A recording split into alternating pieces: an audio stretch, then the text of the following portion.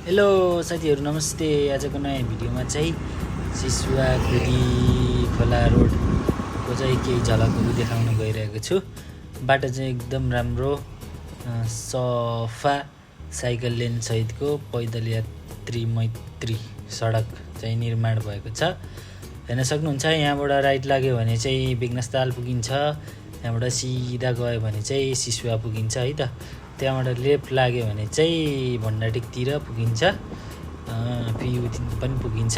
मैले चाहिँ यो खुदी नहर चोकभन्दा थोरै तलपट्टिबाट यो भिडियो बनाएको छु। अब यहाँ चाहिँ म माथि लागिरहेको छु। हेर्न सक्नुहुन्छ बाटो चाहिँ एकदम सफा शान्त होइन, एकदम हेर्दा पनि एकदम आनन्द आउने खालको बनेको छ बाटो चाहिँ, हेर्न सक्नुहुन्छ।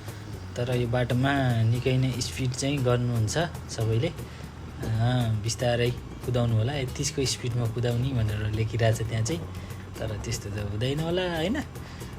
बाटो चाहिँ समग्रमा राम्रो बनेको छ।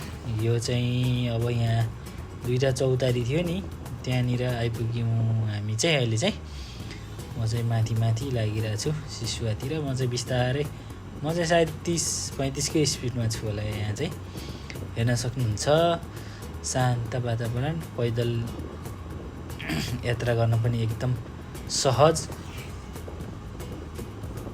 भएको छ बाटो चाहिँ। सरररररर हिँड्न मिल्छ है त। यो बाटोलाई चाहिँ यस्तै गरी जतन गरेर राख्न सकियो भने चाहिँ राम्रो हुन्थ्यो होला है। अब फेरि हाम्रो नेपालमा चाहिँ अब बाटो बन्यो फेरि भत्किहाल्छ क्या, 1-1.5 वर्ष नहुँदै भत्किहाल्छ क्या। त्यस्तो समस्याहरू झेल्न नपरे राम्रो हुन्थ्यो होइन हामीलाई त। अब अरू त के नै भन्नु छ र। यो चाहिँ सुकेडाँडा जाने चोक हो है।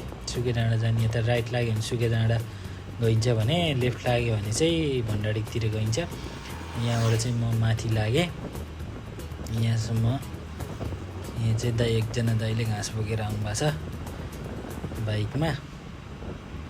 म चाहिँ सरररर सिसुवातिर लागिरहेको छु। हेर्न सक्नुहुन्छ यहाँबाट चाहिँ हिमाल यस्तो राम्रो देखिन्छ यो खुलेको बेला है।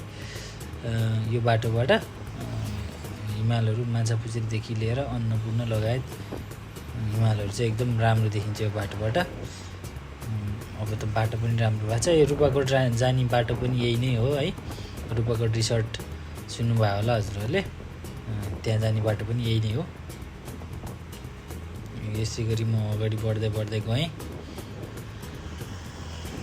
मैले यो बाटो चाहिँ सिसुवा चोकसम्म मात्रै खिचेको छु। मैले तालचोक बेगनास ताल रोडको पनि थोरै अगाडि चाहिँ अपडेट गराएको छु, हेर्नु होला गएर है। यो बाटोको चाहिँ मैले सायद सेकेन्ड टाइम होला, अलि पहिला चाहिँ बनाएको थिएँ भिडियो।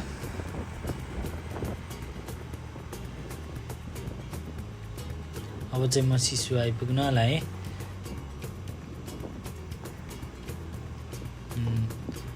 बस स्टप सहितको होइन, यात्रु प्रतीक्षालय सहितको बनेको छ बाटो चाहिँ। बस आएको छ माथिबाट, 30को स्पिड हिँड्ने भनेर लेखिएको छ बाटोमा चाहिँ। यसै गरी म चाहिँ सिसुवा आइपुगेँ। यहाँनिर ठुलो चौतारो थियो, कतिजनाले याद गर्नुभयो होला। अहिले चौतारो चाहिँ छैन। सिसुवा चोक आइपुगेँ। हेरेर साथ सपोर्ट गरिदिनु होला है त। धन्यवाद।